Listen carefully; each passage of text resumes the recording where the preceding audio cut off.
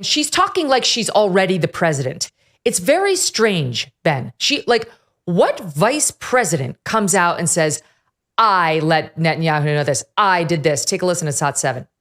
I also expressed with the Prime Minister my serious concern about the scale of human suffering in Gaza, and I made clear my serious concern about the dire humanitarian situation there. As I just told Prime Minister Netanyahu, it is time to get this deal done. So to everyone who has been calling for a ceasefire, and to everyone who yearns for peace, I see you and I hear you.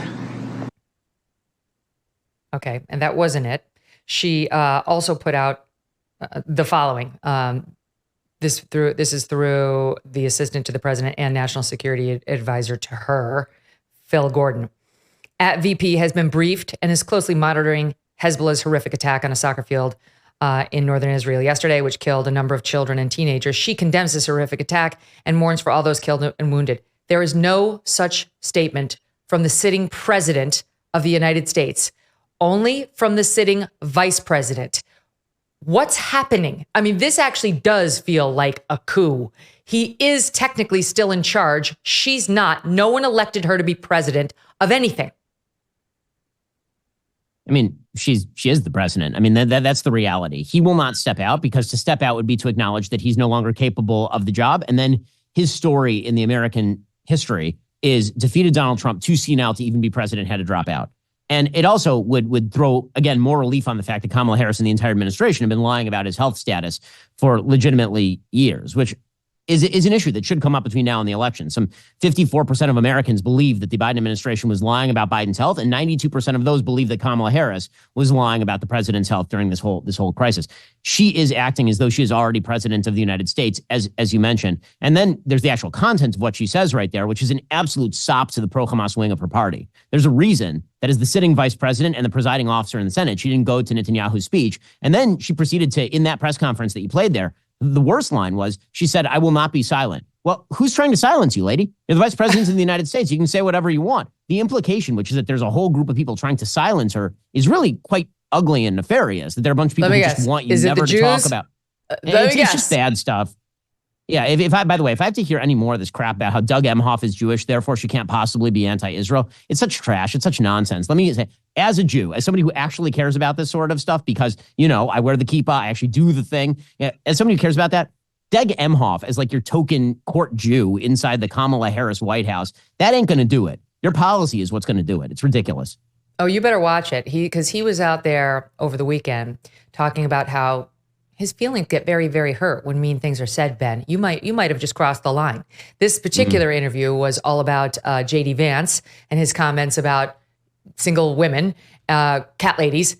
And he was speaking to Preet Bharara, former U.S. attorney. Take a listen. This is the sitting second gentleman of the United States. What he said was abhorrent. It was just stupid, uninformed.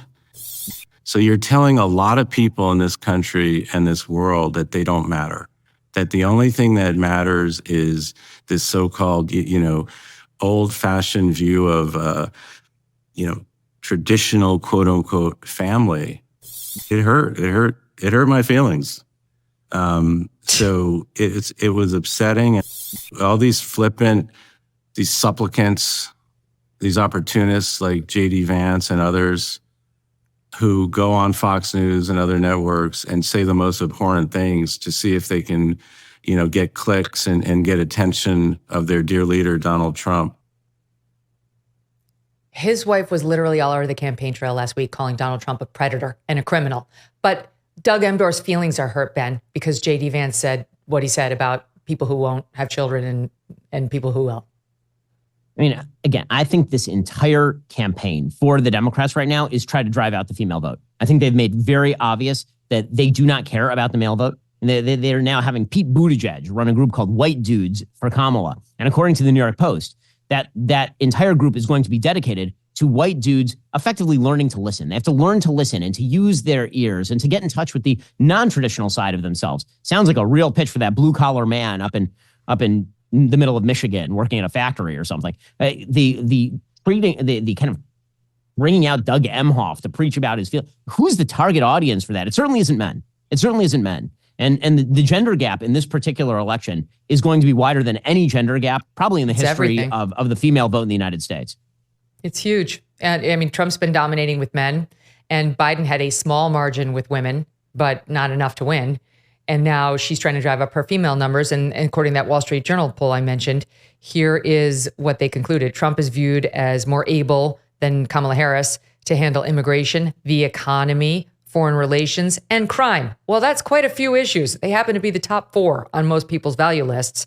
But Harris is given the edge 51 to 33, almost a 20-point advantage when it comes to abortion. And there is nothing that stimulates female support on the Democratic ticket more than abortion. And there are more than a few pro-choice Republican women who are more moderate, whether it's been thinking about themselves or their daughters, that they're trying to appeal to too. They don't care what drives them over to the Democrat ticket, but this is a juicy issue for them, and they do need to run up those female margins. I do think they run the risk of losing whatever male margin Biden had. I think that the sort of trade that they're making, the trade-off between... You don't think those ladies in the montage of white women for Kamala lecturing everybody on, for the love of God, don't correct a BIPOC person, is going to drive the men to the polls? Oh my God. I mean, can you imagine the number of bipartisan households that are going to emerge in the United States where every man is like, I can't vote for that. There's just no way. And every woman's like, but you have to vote for that. I'm of course voting for that. I'm vote 3 times for that. I mean, the war of the sexes is never going to be hotter than it will be in this election.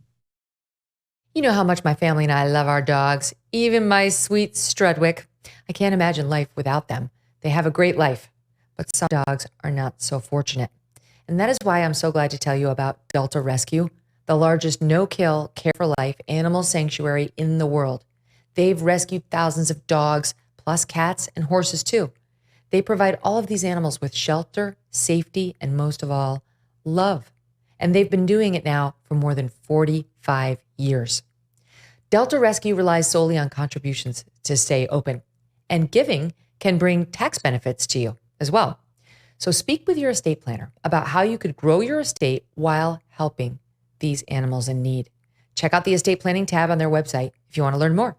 We love our Thunder and Strudwick. Delta Rescue can help you share your love for animals by helping the pups and other animals who need it most. Visit deltarescue.org today to learn more. That's deltarescue.org. Thanks so much for watching. If you like what you just saw, hit the subscribe button for more clips and full episodes.